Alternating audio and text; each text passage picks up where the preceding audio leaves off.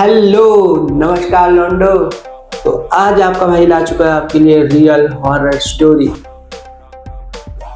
शक्ल से तो कार्टून लग रहा है, क्या हॉरर स्टोरी सुनाएगा? यही सोच रहे हो ना, यही सोच रहे हो ना। पर अगर तुम्हें डरा के न रख दिया ना तो साला नाम बदल देना। तो मेरा नाम है अरुण वर्मा और आप देख रहे हैं डार्केस्ट अरुण। तो मैं आज आपको जो स्टोरी सुनाने वाला हूँ, ये स्टोरी मुझे मेरे दोस्त ने सुनाई थी। बेसिकली ये स्टोरी राजस्थान की है। और जब ये स्टोरी मेरे दोस्त ने मुझे सुनाई थी ना भाई, मैं सीरियसली बताऊँ ना, डर के बारे क्या क्या छूट रहा था मैं बता भी नहीं सकता। तो आते हैं स्टोरी पर। राजस्थान में एक छोटा सा गाँव है और उसी गांव के साथ एक जंगल है। तो कहा जाता है कि जो उस जंगल में जाता है ना वो कभी वापस नहीं आता। मतलब पहले भी वहां पे हो चुका है, जैसे कोई लोग शाम के टाइम गए और कोई रात को जो वहां से आने वाले थे वो आज तक नहीं आए। इसलिए तो जंगल में कोई जाता नहीं था वहां पे। और उस जंगल के बारे में एक चीज कही जाती थी कि उसे विस्परिंग फॉरेस्ट कहा जाता था, फुसफुसाता हुआ जंगल।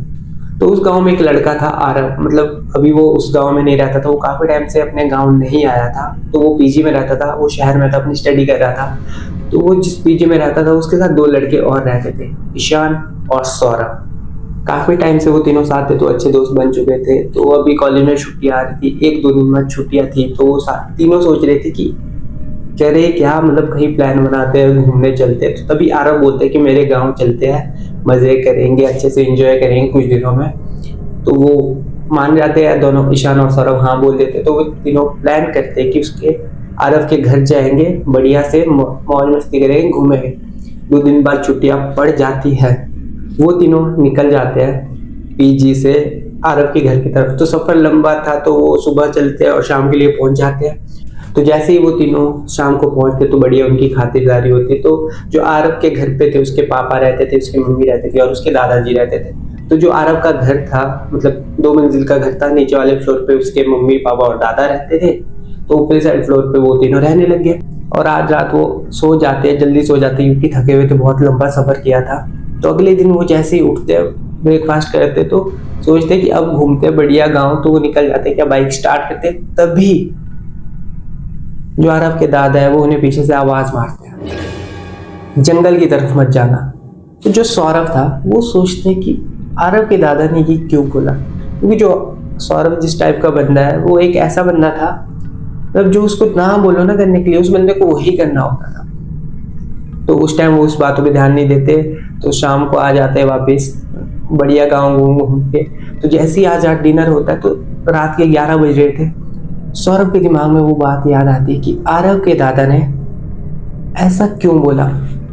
तो वो आरव से जाके पूछता है, भाई मतलब तुम्हारे दादा ने ऐसा क्यों बोला कि जंगल की तरफ नहीं जाना। तभी आरव बोलता है कि भाई नहीं यार, ऐसे ही बोलते हैं, यहाँ पे बोला वहाँ पे भूत प्रेत रहते हैं, राक्षस रहते हैं, और बहुत सारे लोग बोला वहाँ गए और वापस नहीं आए। तभी ईशान की फट जाती है, वो आरव को बोलने लगता है, भाई तूने ये पहले क्यों नहीं बोला यार, यहाँ ऐसा ऐसा है। और बंदा के मतलब इतना डर जाता है ना, वो क्या बताएं, उसके मुंह से लफ्ज नहीं निकल रहे थे। सौरभ उसको बोलता है, अरे ईशान बस तू फट्टू है, तू फट्टू ही रह। फिर सौरभ आरव से पूछता है, भाई क्या मतलब तुझे लगता है कि यहाँ पे ये चीजें होती होगी। तो आरव बोलता है, नहीं नहीं भाई, मुझे तो ये सारी चीजें अंधविश्वास लगती है। तभी आरव और सौरभ प्लान करते हैं कि नहीं भाई, आज रात जाएंगे जंगल में और पूरा पता करेंगे कि जंगल का क्या है। जो ईशान था वो बोलता नहीं नहीं भाई यार, लोग बोलते तो बोलते ही होंगे, सच्ची बोलते होंगे लोग, उसकी मतलब मुंह से निकल भी नहीं रहे वर्ड्स, वो ऐसा डर जाता है। सौरभ उसको बोलता है, बस तू डरपोक ही रह भाई, तेरे बस में नहीं है कुछ, तू बता। तभी ईशान भी सोचता है, मन में थोड़ा ईगो आ जाता है कि नहीं यार ये जा सकता है, मैं क्यों नहीं। फिर वो डर डर के हाँ बोला, मैं भी आता हूँ। फिर वो रात को घर से 1 बजे निकलते हैं। तो घर वाले सो रहे थे तो बाइक लेके जा नहीं सकते क्योंकि आवाज आ जाएगी। तो जंगल पास ही है, 15-20 मिनट का रास्ता था। तो वो घर से निकल जाते हैं, पैदल चलते हैं और 15-20 मिनट के बाद उस जंगल के पास पहुंच भी जाते हैं। जैसे ही वो तीनों जंगल के बाहर पहुंचते हैं, जंगल के एंट्रेंस पे पहुंचते हैं जहाँ से जंगल को जाते हैं, तो वो देखते हैं बहुत बड़े बड़े पेड़ है, घना जंगल है। तो ईशान को थोड़ा थोड़ा डर तो लगा था, पर वो तीनों फिर अंदर चले जाते हैं। स्टार्टिंग में सब कुछ नॉर्मल था। जैसे ही वो जंगल में थोड़ा और डीप पहुंचते हैं, ठंडी ठंडी हवाएं चलने लगती है और हवाओं के साथ घंटी की आवाज आने लगती है। और जो पेड़ पत्ते होते हैं उनसे भी सरसराहट की आवाज आने लगती है। तो ईशान की तो फट जाती है, वो बोलता भाई देख लिया अब चलते हैं यहाँ से। पर नहीं, आरव और सौरभ को तो चुल मची है, उनको तो जानना है कि भाई है तो है क्या। तभी उन तीनों को एक चिल्लाने की आवाज सुनाई देती है। आरव और सौरभ बोलने लगते कौन है, क्योंकि जो आवाज आई थी अभी वो धीमी थी, काफी हल्की आई थी। पर उसके बाद कुछ और आवाजें आने लग जाती है हवा के साथ। तब वो आवाजें बेसिकली कम थी, बट ईशान उनको मना करता है कि अंदर नहीं जाना है। पर जो ईशान की तो पूरी तरीके से फट जाती है, वो उन दोनों को मना करता है कि अंदर नहीं जाना है, क्योंकि अभी आवाज बहुत कम आई थी। पर उन दोनों को तो नहीं, आरव और सौरभ उस आवाज की तरफ चलते हैं, उनको बस जानना है, वो और ज्यादा डीप घुसते। पर जो ईशान था उसकी भाई अभी बहुत ज्यादा फट जाती है और वो सीधे ही जंगल से वहां से भाग जाता है। जैसे ही वो वहां से भागता है, आरव और सौरभ अंदर को जा चुके हैं। जैसे वो डीप जाते हैं उसके बाद फिर से वो आवाज आने लगती है, ठंडी ठंडी हवाएं चल रही है, घंटी की आवाज आ रही है।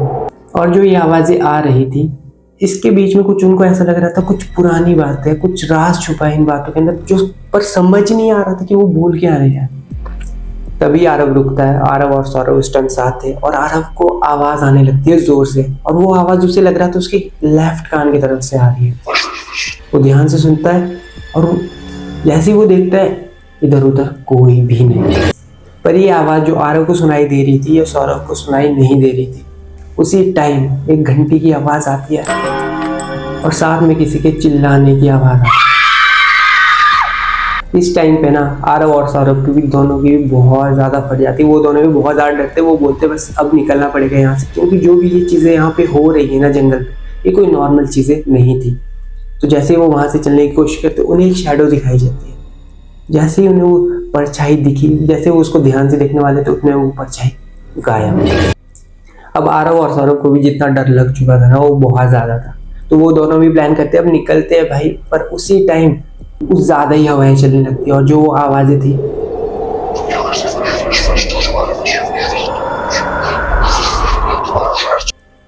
ये आवाजें ना कुछ ज्यादा ही बढ़ चुकी थी और चिल्लाने की आवाज भी बहुत ज्यादा आ रही थी, वो भी किसी औरत की चिल्लाने की आवाज। ऐसे में तो भाई वो दो भागते, बट वो देखते कि जिस रास्ते से वो आए थे वो रास्ता ये था ही नहीं। यहाँ पे वो जंगल में, और वो जंगल में ऐसे पहुंच चुके थे ना जो जिसके बारे में आरव को तक पता नहीं था आज तक कि वो जंगल में है कहाँ पे। जैसे उसके बाद वो इधर उधर भागते बट उन्हें पता ही नहीं चलता कि जाना कहाँ पर, और बार बार उन्हें वो शैडो दिखाई देती है और जैसे वो शैडो को देखते हैं वो शैडो गायब। भाई इस टाइम पे ना जो उनको डर लगा था ना वो बहुत ही ज्यादा था। अब थोड़ा थोड़ा दिखना शुरू हो गया था। सुबह के 4:30-5 बज रहे थे, क्योंकि वो रात को 1 बजे निकले थे और अब गर्मियों के दिन थे तो दिन बड़े थे रातें छोटी थी, तो सवेरा हो रहा था, दिख रहा था उनको, थोड़ा थोड़ा दिखने लग गया था। और ईशान जैसे ही रोड पे पहुंचा वो सीधे सीधे भागा आरव के पापा के पास। वो आरव के पापा के पास जाके सब कुछ बताता है, अंकल ऐसा हो गया, हम वहाँ पे गए थे जंगल में, जाके ये चीज़ हुई और मैं वहाँ से भाग के आ गया। आरव के पापा खुद डर गए और वो सीधी पूरे गांव वालों को लेकर जंगल के एंट्रांस पे पहुंचे जहाँ से जंगल को जाते हैं। और जैसे ही वो वहाँ पर पहुंचे उन्हें मिले आरव और सौरभ के कपड़े और फोन। ये देखकर ना ईशान और आरव के घर वाले सीधे ही होने लग जाते हैं और दादाजी ईशान को बोलते कि जब तुम्हें मना किया था तो तुम वहाँ गए ही क्यों। पूरे गांव वाले वहाँ पे, बट सवेरा हो गया था तो जो गांव वाले थे वो घुस गए जंगल में। तो उन्होंने पूरा जंगल ढूंढा, फिर पुलिस वगैरह को फोन किया कि ऐसे ऐसे हो गया, तो सारे आए वहां पर आरव और सौरभ का नामो निशान नहीं था। आरव और सौरभ लापता। उसके बाद ईशान भी अपने मम्मी पापा को फोन करता है, पापा ऐसा ऐसा हो गया है, यहाँ पे हम आए थे जंगल में, ये एंटिटी हो गई। उसके पापा भी उसको लड़ने लगे थे, जब तुमको मना किया था यहाँ आने के लिए तुम की बात है। तो उसके बाद ईशान के मम्मी पापा आते और उसको अपने घर ले जाते हैं। और उसी की 2-3 हफ्ते बाद पता चलता है कि ईशान मेंटली अनस्टेबल हो गया, वो पागलों वाली हरकतें कर रहा था। नेक्स्ट मंथ ईशान खुद को एक पेड़ से लटकाकर फांसी लगा देता है, और जिस डेट पर ईशान फांसी लगाता है वो वही डेट थी जिस दिन वो तीनों उस जंगल में गए थे। कहा जाता है कि अगर कोई भी उस जंगल में रात के टाइम जाए तो वो कभी भी वापस नहीं आता। अगर वीडियो अच्छी लगी हो तो लाइक करो, और ऐसे ही मजेदार रियल स्टोरी सुनने के लिए हमारे चैनल को सब्सक्राइब करो। मिलते हैं नेक्स्ट वीडियो में, तब तक के लिए बाय बाय।